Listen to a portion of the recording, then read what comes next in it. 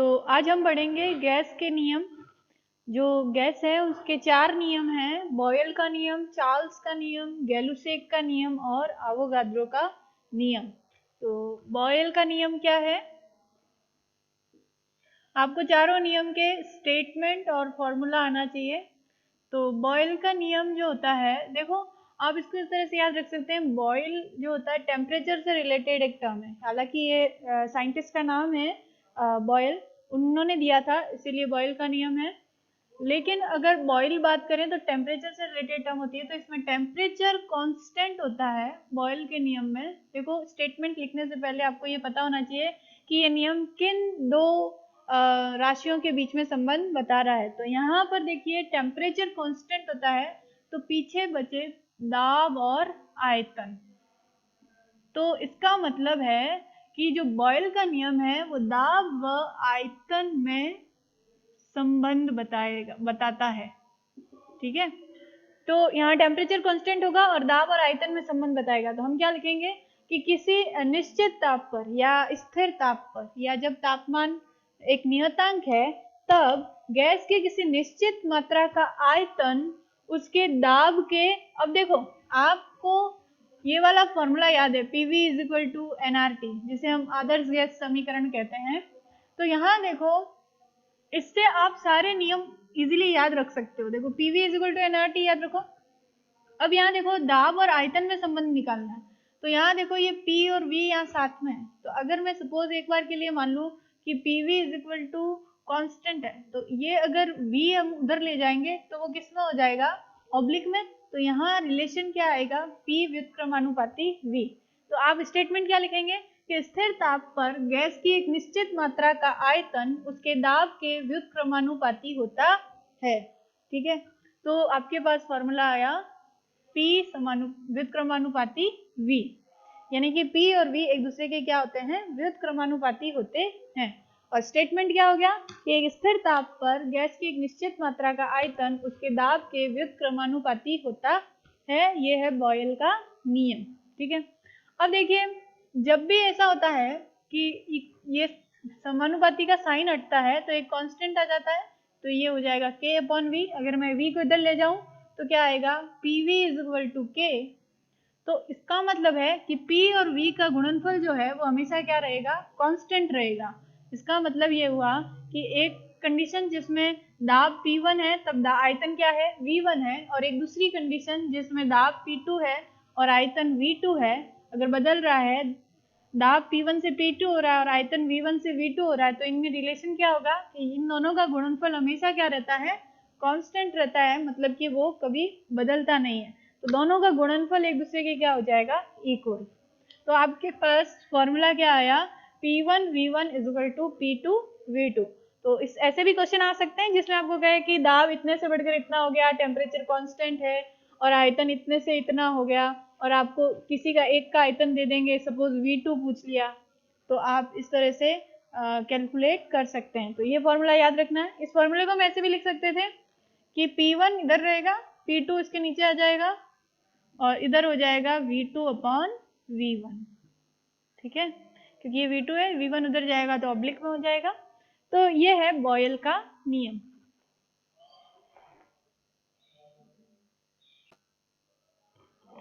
तो यहाँ पर आप जब ताप को स्थिर रख के दाब और आयतन के बीच में ग्राफ खींचते हैं, तो ऐसे ग्राफ जो है वो समतापी वक्र कहलाते हैं, क्योंकि यहाँ तापमान कांस्टेंट रहेगा तो समतापी वक्र कहलाते हैं। तो दाब आयतन वक्र जो है वो क्या कहलाते हैं, समतापी वक्र।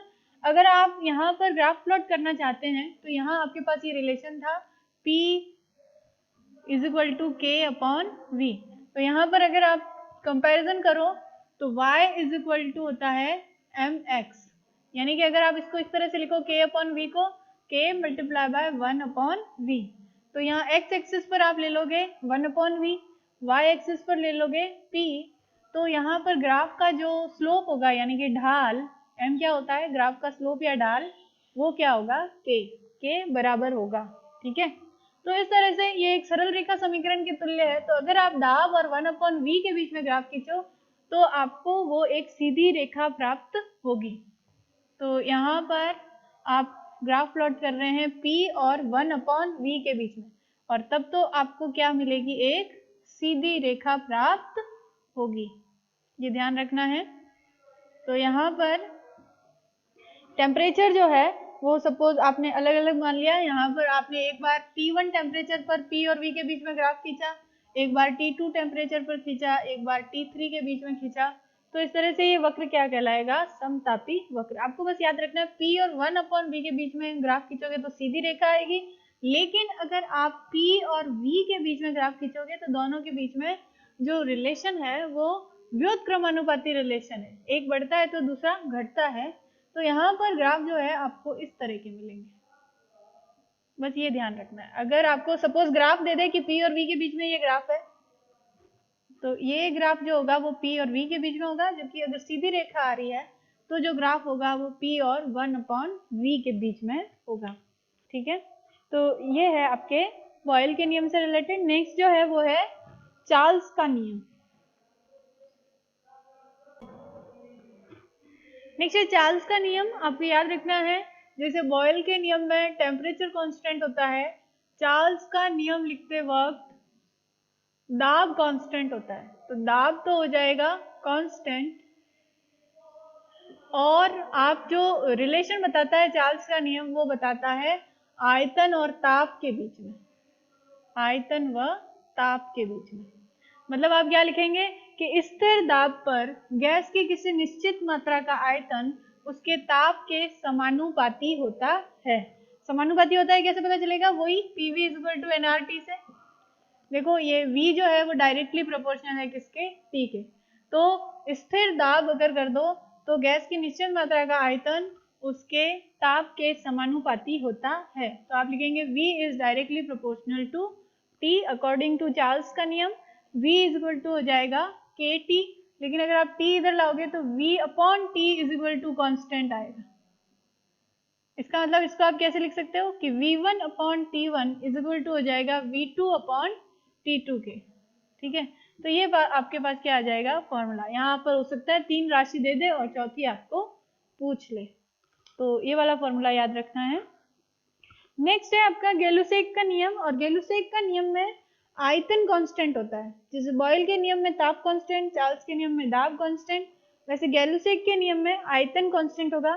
तो अगर आयतन कांस्टेंट होगा तो ये रिलेशन किसके बीच में बताएगा, दाब और ताप के। तो यहाँ आप क्या लिखेंगे कि एक निश्चित आयतन पर गैस की एक निश्चित मात्रा का दाब उसके ताप के समानुपाती होता है। अगर आप गैस का आयतन कांस्टेंट रख लें तो उसका जो दाब होगा वो उसके तापमान के समानुपाती होता है।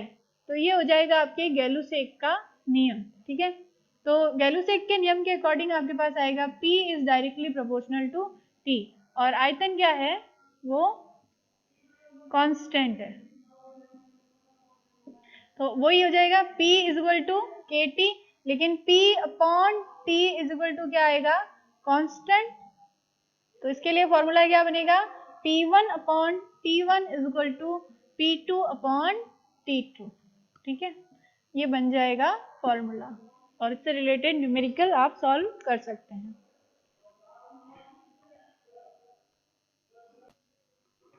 तो अवोगाद्रो का नियम है लास्ट, वो है आयतन और मात्रा में संबंध बताता है। मात्रा मतलब नंबर ऑफ मोल्स।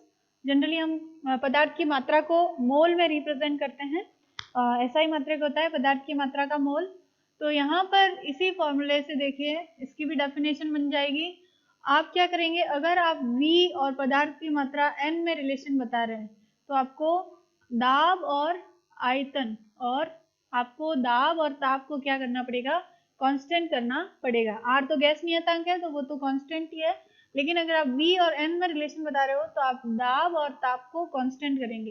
तो डेफिनेशन क्या बनेगी, दाब एवं ताप की समान परिस्थितियों में, दाब व ताप की समान परिस्थितियों में गैस की निश्चित मात्रा का आयतन उसके पदार्थ की मात्रा के जो है ना, या गैस की मात्रा के समानुपाती होता है। तो आप लिखेंगे ताप एवं दाब की समान परिस्थितियों में समान आयतन वाली गैसों में अणुओं की संख्या क्या होती है, समान होती है। नंबर ऑफ मोल्स एक्चुअल में क्या है, यहाँ देखिए अगर आप N की बात करें कि नंबर ऑफ मोल है तो 1 मोल इज इक्वल टू होता है एवोगाद्रो संख्या 6.023 मल्टीप्लाई बाय 10 टू पावर 23।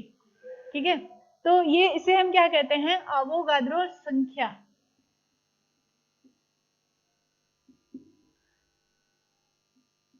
तो अगर ताप और दाब की परिस्थितियां समान हैं इन्हीं दो गैसों के लिए, तो उन गैसों के अगर आयतन समान है तो उसमें अणुओं की संख्या भी क्या होगी, समान होगी। ये कहता है एवोगाद्रो का नियम, जो आपने फर्स्ट चैप्टर में भी पढ़ा था। तो आप लिखेंगे ताप और दाब की समान परिस्थितियों में दो गैस जो हैं जिनके आयतन समान है, तो उनमें अणुओं की संख्या भी क्या होती है, समान होती है। ठीक है, तो आ जाएगा आपके पास फॉर्मूला एवोगाद्रो के अनुसार V is directly proportional to N। आपको N पता है क्या होता है, N होता है नंबर ऑफ मोल्स, जिसको हम निकालते हैं N is equal to small m upon capital N। ग्रामों में अगर द्रव्यमान दे रखा हो तो उसको मोलर द्रव्यमान से डिवाइड करोगे तो आपके पास क्या आ जाएंगे, नंबर ऑफ मोल्स। ठीक है, और किसी भी यौगिक तत्व अणु परमाणु के लिए मान लो उसका जो 1 मोल होगा वो हमेशा एवोगाद्रो संख्या के बराबर होता है, यानी कि उसमें अणुओं की संख्या एवोगाद्रो संख्या के बराबर होती है। तो V directly proportional to N आ जाएगा, तो V इज इक्वल टू आपके पास आ जाएगा Kn। तो ये हो गया एवोगाद्रो का नियम। नेक्स्ट है आदर्श गैस किसे कहते हैं। तो एक ऐसी गैस जो बॉयल के नियम, चार्ल्स के नियम और एवोगाद्रो के नियम का पूर्णतः पालन करे उसे हम क्या कहते हैं, आदर्श गैस कहते हैं। ऐसी गैस जो बॉयल के नियम, चार्ल्स के नियम और गैलुसेक के नियम का पालन करे पूर्ण रूप से, उसे हम आदर्श गैस कहते हैं। और वास्तविक गैसें जो होती है वो केवल कुछ विशेष परिस्थितियों में ही आदर्श गैस की तरह बिहेव करती है। जनरली जो वास्तविक गैसें होती हैं वो आदर्श गैस नहीं होती है, केवल कुछ ऐसी कंडीशंस हो सकती हैं जिनमें वास्तविक गैसें आदर्श गैस की तरह बिहेव कर सकती है। और वो कब होगा, जब गैस के अणुओं के बीच में अंतर आणविक बल जो है वो बिल्कुल ही नगण्य होगा, और तब वो क्या करेगी, आदर्श गैस की तरह बिहेव करती है। तो वास्तविक गैसें तभी आदर्श गैस की तरह बिहेव करेगी जब उनके बीच में अंतर आणविक बल क्या हो, नगण्य हो, यानी कि उनके अणुओं के बीच में कोई आकर्षण बल या प्रतिकर्षण बल ना हो।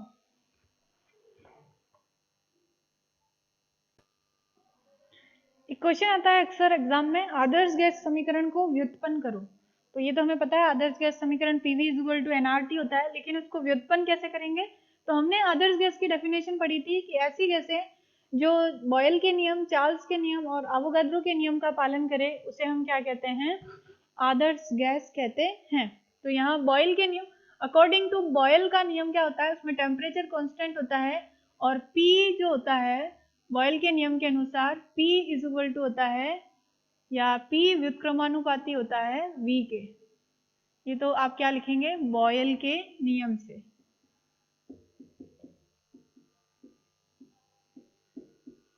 अब चार्ल्स का नियम क्या कहता है, चार्ल्स के नियम में दाब कांस्टेंट होता है, और उस वक्त यहाँ पर इसको हम आयतन के रेशो में लिखें सब सारी कुछ चीजें, तो यहाँ मैं एक्चुअल में लिखूंगी V व्युत्क्रमानुपाती P, एक ही बात है, ये लिखूं या ये लिखूं। और तो ये तो हो गया बॉयल के नियम से। अब है चार्ल्स के नियम में दाब कांस्टेंट होता है, तो जो रिलेशन है वो होता है V और T के बीच में। तो V जो है डायरेक्टली प्रोपोर्शनल होता है ताप के, ये चार्ल्स ने बताया था। और एवोगाद्रो के नियम के अनुसार ये हो गया चार्ल्स के नियम से, एवोगाद्रो के नियम के अनुसार था V इज डायरेक्टली प्रोपोर्शनल होता है N के, तो ये हो गया एवोगाद्रो के नियम से। सब में मैंने V को लेफ्ट साइड क्यों रखा है अभी आपको पता चल जाएगा। यहाँ देखो, अगर आप इक्वेशन इसको 1 मान लो, इसको 2 और इसको 3, तो इन तीनों को कंबाइन करो तो आपके पास क्या आएगा, V जो है वो डायरेक्टली प्रोपोर्शनल है N, T और व्युत्क्रमानुपाती है P के। ये हो गया, देखो V डायरेक्टली प्रोपोर्शनल T के, V डायरेक्टली प्रोपोर्शनल N के, और व्युत्क्रमानुपाती किसके है, P के। ठीक है, तो यहाँ पर आपके पास आ गया।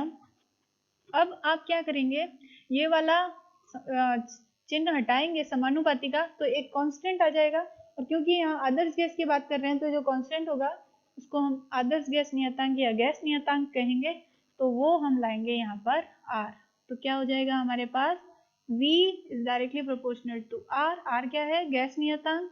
NT upon P। तो इसको हम क्या लिख सकते हैं? P को अगर इधर ले जाऊं तो PV is equal to nRT। nRT। तो ये क्या हो गया आपका आदर्श गैस समीकरण। ठीक है, तो इस तरह से आप आदर्श गैस समीकरण को व्युत्पन्न कर सकते हैं।